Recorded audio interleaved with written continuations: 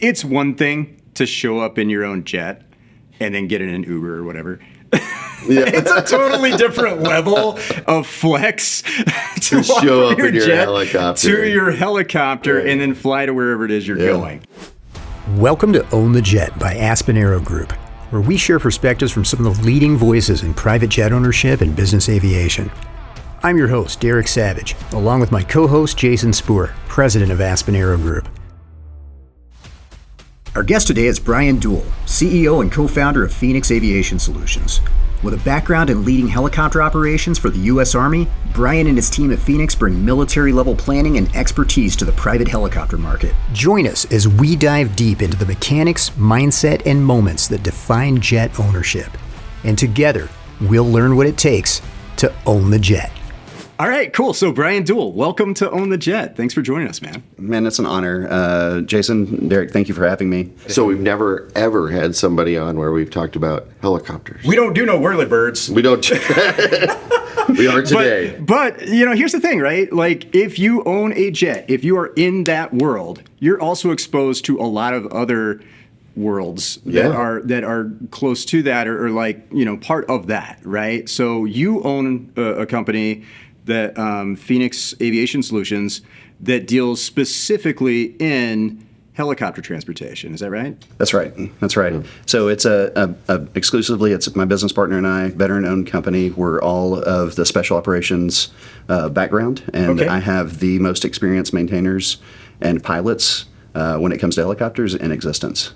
That's awesome. Yeah. That is awesome. So how did you get into that world? You said you're a veteran. Yeah. So actually, Friday was my last day in the Army. So now I'm officially. Thank you for your man. We get the thank you for your service kind of thing here, right? You're done with your the whole thing then. Yes, I am, and it was an honor to be part of the organization, to support the country, to do the nation's deed, and carry the most valuable assets that we have in America around to targets and do the nation's deed and work. It was absolute honor, man. So really cool chapter to close. But what I'm trying to do here, and we've had some successes in the past, we've been in business for a few years now. We really came into business out of necessity. There was a very powerful, well-off-to-do businessman after an accident in 2020 that happened on the West Coast where 9 souls lost their lives. That kind of shifted how folks and the insurance companies look at, operating a helicopter. So there was a different calculation of the risk. Is that what you're saying? Absolutely. So, when you subject in aviation pilots to environments that they haven't been flying in or that are comfortable in, oftentimes experience is what you get right after you need it, and it's unfortunate. So that's the tragedy of how the business began. Okay. But what we did is we went with this individual, and I went to the insurance underwriters and gave them a programmatic approach just for a Part 91 or just if you just wanted to go buy a helicopter and go fly it around, the ability to do that. And then we applied all of our experience and standards. So Part 91, general aviation, right? Yep. So, sorry. And so, no, that's great, man. So basically it's just the laws that regulate how we just go out and can fly our personal airplanes or helicopters or kind of the Wild West, if you will. And we applied our standards as, coming from the organizations and the background that we're from to that operation, mitigated risk a ton and saved this customer, a lot of money, hundreds of thousands of dollars. And then gave him a capability with his machine, which at the end of the day, we're all Uber drivers. I mean, that's our job is to support these folks in a logistical scenario to get them from point A to point B as safely, as effectively as we can in the least amount of time. Because time's the one thing you can't ever purchase. You can't get it back. Yeah. So you took military methodology, right, or the way that you would organize things militarily, and you applied that to what up until that point may have been, you said it was like the Wild West, right? So it was like this kind of like anything goes, kind of like, I don't know, I'm assuming, right? I don't know much about it, but it was probably not as well organized and, I don't know, like strategic and process based and all of those things. When I think military, I think like do things by the book. Absolutely. sort And of there's, so the people that I have, and I don't want to discredit any of the operators or any of the folks that are out there. Everyone is attempting to do the most effective, level of service that they can with these machines. But oftentimes insurance will drive a company to only being a VFR program. And then whether So it comes to- I'm sorry, VFR. Yeah. So flying on a nice day, kind of like what we have today. Okay. Not okay. in the clouds. Not in the No, clouds. No. Yeah. yeah. Yeah. So when everything's So everything's VFR. great and you're out flying around and you can see where you're going, that's Ideal conditions. That's right. Okay. But if it's anything but ideal conditions, insurance says no. Is that kind of what it well, is? these companies and these individuals ensure there's different tiers of what they're, and really once you get to a certain level of net wealth, like you almost become uninsurable. Is that like if I try to use my car to deliver pizzas and then I get in a wreck and then they don't cover it because it's like, were you delivering pizzas while you were Absolutely. Okay, okay. That's a great analogy. Right. So Right. That is your side job. There is a pizza in the fridge. I'm not going to tell you where it came from, but I wasn't driving.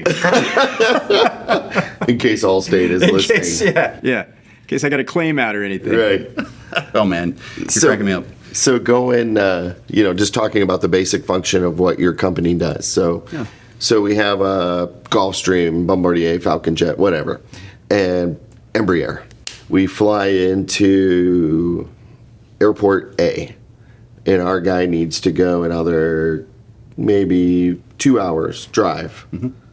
So that's where you would come in. That's right. Or he can go 20 minutes in a helicopter. There you go. And arrive Okay. there. And the experience in these machines, man, they're so amazing to fly in. I would challenge anyone and everyone to just go look in one, go sit in one. Yeah. It's you can carry on this conversation in the back of them. They're so quiet. They're just it's an amazing thing that Bell, Leonardo, Airbus, like all these manufacturers have put so much technology in with sound canceling and other things. Like it's awesome.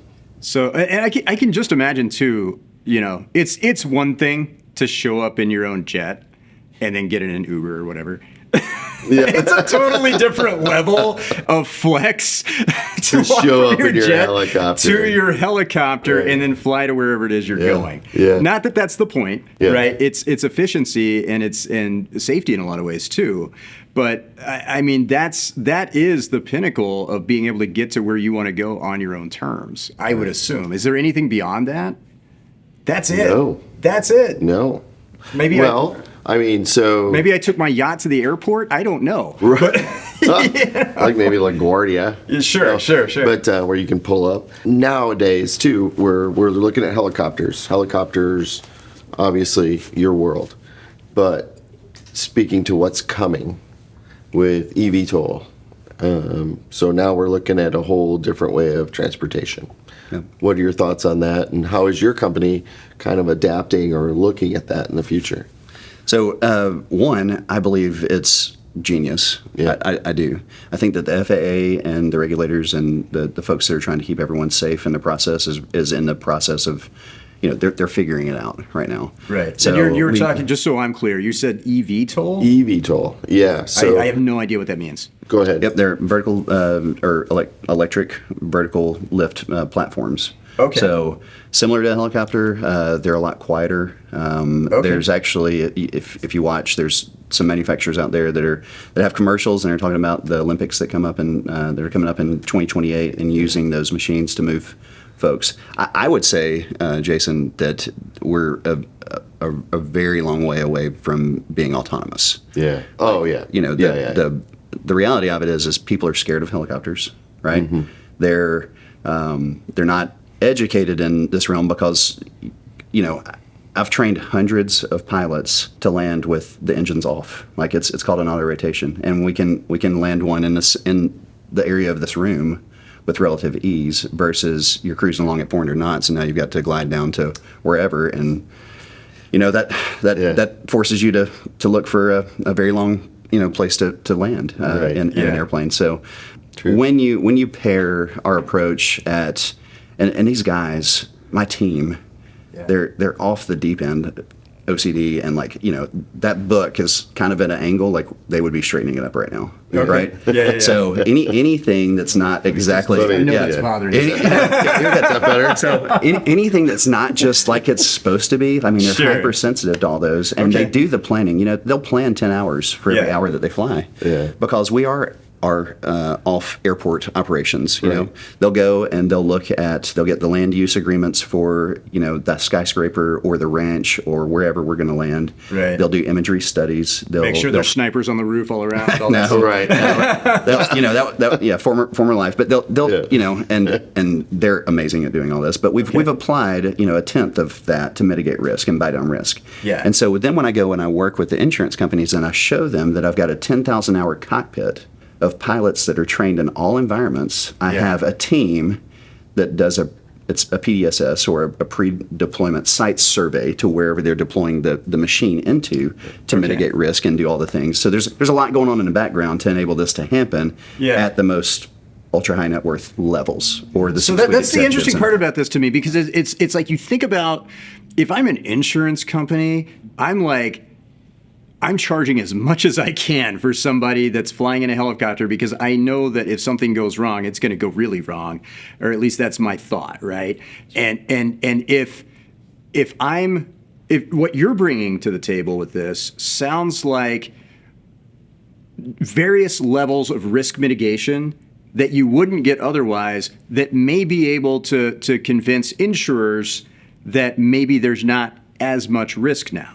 Am I saying that right? Absolutely. It's no different than my son, right when he turned 16, driving, I'll just throw it out there, man. People will hate me, but a Tesla. We got it in a car, and then everything is logged via an app, and so there's accountability. Yeah. Well, what we do is we hand that over. We're like, hey, we're not one of these, guys or a company that is going to try to hide anything. Sure. I'm going to tell you exactly what we're going to do. And we're more than capable in the environments. We keep our guys proficient and maintainers and send them all to all of the recurrency and above that. And they have other airplanes and helicopters that they can fly in to maintain this elite level of aviatorship. In order to just give that information to the insurance companies. Like, transparency is just probably our biggest selling point to buy down that risk, right? Yeah. So when he would hop in the car the first time and get on the interstate and just accelerate and do all the things, and then I've got an app that reports on him. Right. It's like, hey bro, it's like, what are we doing here? Yeah. Right. So you're going 90 over here. What are we doing? Zero Just to trying to pass someone? What was going on there, pal? And at the end of the day, not to discredit anyone, these companies are trying to accomplish the mission. Yeah. They're trying to get you to where you want to go, to that basketball game or to whatever, and the weather's coming down, or they don't have a good plan right out of the gate, because they're kind of pigeonholed by like, they're only allowed to do certain things with those aircraft. So, and that's mandated by their insurance situation. it usually depends on what kind of program they're running. What I bring to the table is, hey, we can, I've got guys that are very familiar in overwater operations. They fly in the clouds all the time. Honestly, before they started flying these helicopters, they were flying at terrain flight level and not able to see outside via radars and other things that are on helicopters, and an extraordinary pilot workload and demand under goggles, under MVG, seeing at night. You see in the movies the looking through green. They're white now, but where you can see everything. And so this is I'm just in my head. It's just the intro sequence from Airwolf. I'm just imagining all the mountains and deserts and all this. I watched a few Airwolf episodes in my day. Man, I mean, it's great. Really cool. But so they're trained to do all of these like insane things that normal civilian pilots probably wouldn't be exposed to unless they were put in a situation they didn't want to be in. But they do this stuff as just like their training, their everyday. That's right. And job. so the beauty in the way that we designed and I envisioned this company with my business partner is our funnel of people, which is the most precious thing that and the hardest thing to get, which is talent, right? These folks have already been vetted. They've gone through a selection process. They've had to go through numerous years to be part of this unit to do the hardest things. And when they're retiring, because we don't take folks unless they retire. I'm not going to take anything away from the nation, right? But when they're ready to retire, it's such a blessing because I know them all. I've been working with them for the past 12 years. I was the chief pilot of that organization up until just a few months ago. Right. And so the relationships there, which I think everything is centered on, right, allows you to really develop a capability and bring it to market from the acquisition of the asset through the operation, the maintaining, all of the things up to selling it and getting them another asset. Nice. Right? Or pivoting out to a different client to allow them to do that. We've done some consultation overseas with flight departments and mitigated risk for them prior to some of our clients going over there and flying in their program. The challenge here is, we don't want to seem arrogant. It's not like we know everything. We don't. I'll never know everything. But I do know people that are very talented, that are a lot smarter than I am, that can go solve these problems. So I have the character of the most extraordinary folks. I know their character, their background, and the talent. My dad told me a long time ago. He was like, "Son, experience is what you get right after you need it." Well, when you're talking aviation, like that's a bad thing. Right? That's a really bad thing. When it comes to the helicopters themselves, as far as the ownership of them, is this somebody who already owns a helicopter and then works with you once they own it, or are you part of that? Do you guys own the helicopters? How does that work as far as like the machinery itself? So we'll work from backward to forward. One day, yes. It's absolutely my dream to have numerous helicopters and to go out into the 135 or the commercial chartered level of being able to give the public more capability in the vertical lift. And I think that goes back to the eVTOL initiative. You're going to have a lot of these things flying around and all over the place. So to be with the pace at which industry is moving. To allow individuals to move around that are not the greater than 500 million of net worth and actually own their helicopters and manage their own program, stand up their own program, which is different from jet ownership. So you're saying 500 million net worth is typical of the people that would own? I have to be careful in saying typical. One, it's very difficult for me to know what these people actually are worth. It's not like they come up to you and be like, "Hey, man, I'm worth this much. I want a helicopter." Right. But insurance does drive that. Like there is a metric out there that says, "Hey, now we're worth this. We've got to have multi-engine. We've got multi pilots in the cockpit, and that's." Maybe for another time, but the experience that we can give someone. Everybody thinks of the Huey. They're on the Huey. They get in and it's shaking you, and it's this. Man, it's not. It's like riding in a limo. Like our best feedback is when we arrive to wherever we're going, and the client says, "Oh, we're here." And we can hear them because we're listening through. They're like, "Oh, we're here." Like, "Oh, let me stop working on my laptop. Let me, this, that, and the other." Like you've already gone through the process of like landing and everything was like super smooth and quiet. When you take off in a jet, man, it's awesome. I flew one last week, a little small jet down to St. Simons and rode with one of my buddies, and it was awesome. There is hey, we're taxiing out, the acceleration, all the things, and the landing, and it is a physical experience. With a helicopter. Like it's just we could have had this conversation and we would be there, and you wouldn't. Like it's very controlled. Now we do a lot of planning and we brief. Hey, it's there could be some turbulence over mountains and other things as we're going, but just like every other pilot does. How much room do you have in one of those things? Can you fit cameras and microphones? And absolutely, man. Yeah, I think we could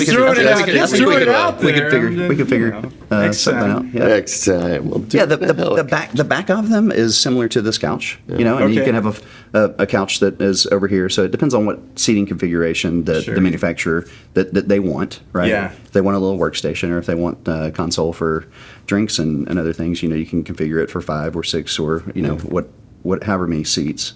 And very similar to what you would see in a high-end jet. I mean, the leather comes from wherever they want it. They have their custom stitching and so just like a corporate jet. Oh man, and I just love opening the doors of these things and just smelling like it's it's great. So Bryan, say I want to buy a helicopter. and we're thinking about it. Should we reach out to you before we even start the process? Absolutely. Okay. Absolutely. And here's the reason why, Jason. We just had a deal the other day that we helped a client with, and we saved him over $500,000 on the purchase, working with them and what is needed. And he got exactly what he wanted with the manufacturer. So we bring value to folks. It goes back to the adage of like, there's those that really know what they're talking about, and then there's those that are like, hey, I'm going to buy all the things. Right. So then you facilitate the acquisition of the helicopter. Oh, yeah. So you work as the broker, and then once the the helicopter shows up, then you manage it, maintain it. So let's back it up even further. Yeah. When that helicopter is manufactured, if you were to go to Bell, for instance, right?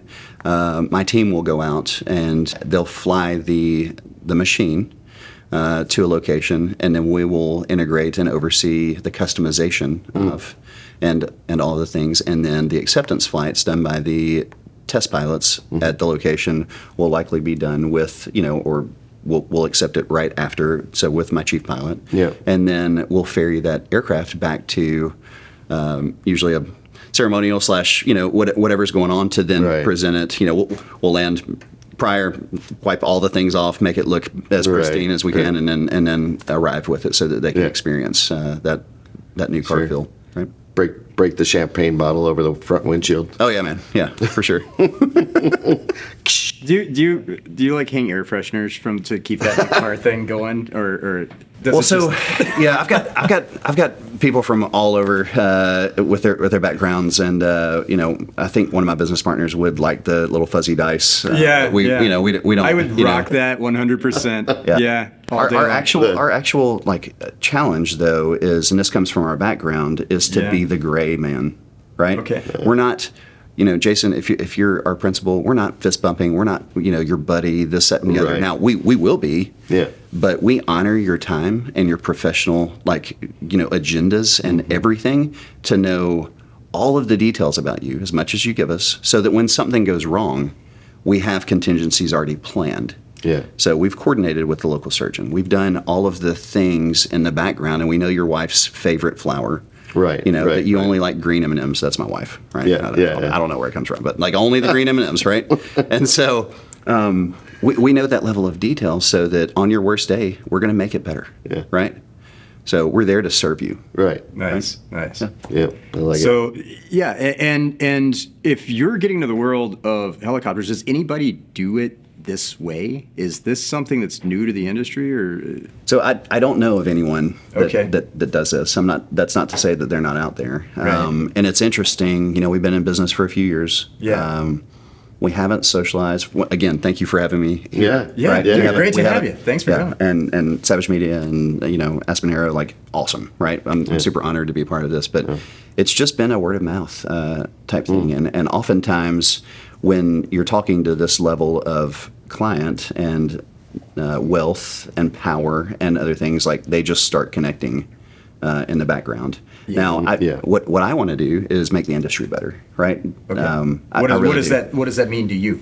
Yeah, so there's been an extraordinary vacuum of experience in the helo world, in the vertical lift world, and it's really interesting to me that now we're about to do all these things with these air vehicles moving around in vertical lift, because we're kind of the redheaded stepchildren of aviation. Helicopter pilots are. Now, all of my guys are also, up through commercial multi and ATP, and, one of them flies a Citation 10 and does, So fixed wing. Yeah, sorry. So airplanes. So advanced airplanes, your jets that you guys talk about all the time. Yep. So and they've done that. We have this love of aviation and general aviation, especially in the special operations community, because we just nerd out on all the things, man. It's just everyone's passion. Yeah. So when you're passionate about something, you want to see it better.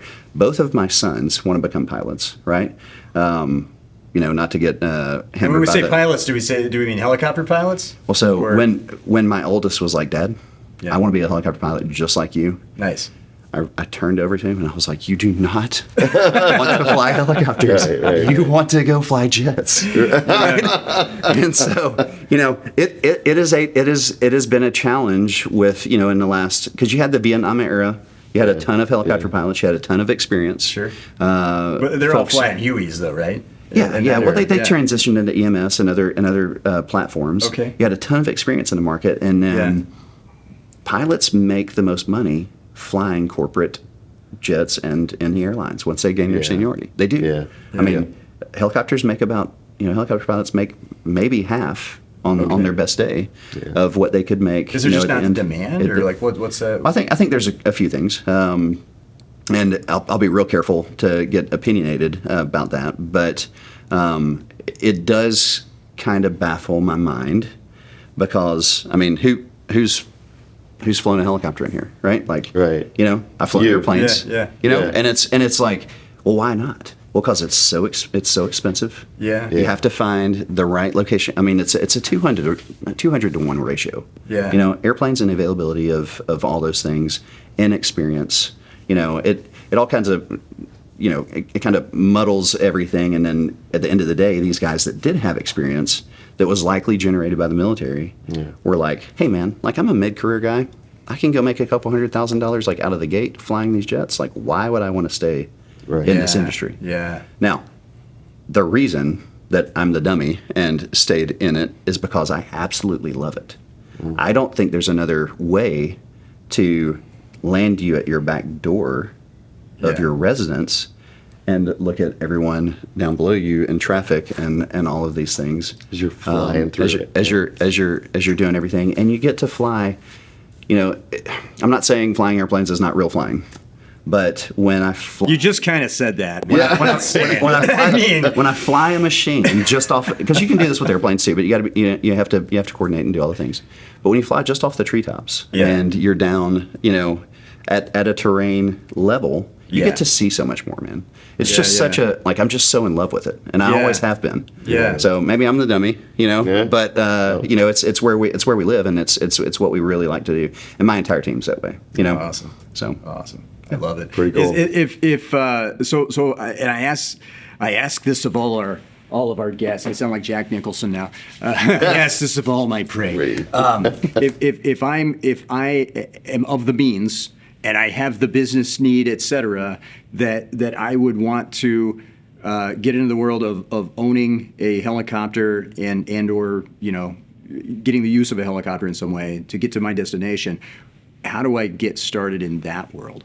I would say the easiest thing that you could do is phoenixaviation.us and connect with me. I get messages on there routinely, and I will give you my time to mentor you, and we can see if we make something work. Now, one of the cool things about Jason here is he has the experience in brokerage and all of the things for aircraft. I have typically been a instructor in standardization and developer of doctrine and risk mitigator and chief pilot and all of these things. And we have helped individuals purchase helicopters, and we have a good basis of data on what that costs and what it costs to operate it for a few machines. And we've got good relationships with manufacturers to then assist with that. But get in touch with me, and then our teams will then get you some analysis on what that looks like to ultimately provide you with the capability. The time is based off of market availability for what's out there and really what you want. If you're into we want a single engine, let's say like a 4-bladed, I'm trying to be real basic here and not, cabin that seats maybe 4 people in the back and is, you're talking several $1 million. Where it scares people off is the maintaining, the cost to operate that machine is exponentially more than an airplane and a jet. So maybe a little bit less to purchase it, right? But there's a lot of moving parts and pieces. It's just all the TBO requirements, time-based overhaul of those components, as they're only good for, that water bottle is only good for 1 glass of water, which expires in 1 year. So whether you use it or not, right? Right. And then we can help with that, like what that looks like for you. Oftentimes at some point, I'm sorry to just continue, but I'll end with this. At some point in your professional career or as an individual, you go, my time is worth this amount. Yeah. And that's where we bring value to those individuals.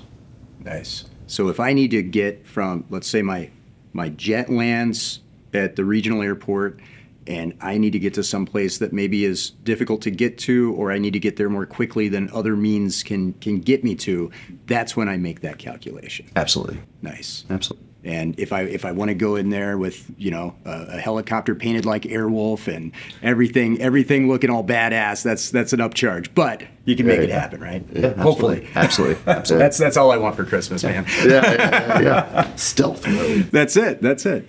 So, any closing thoughts before we wrap things up? Our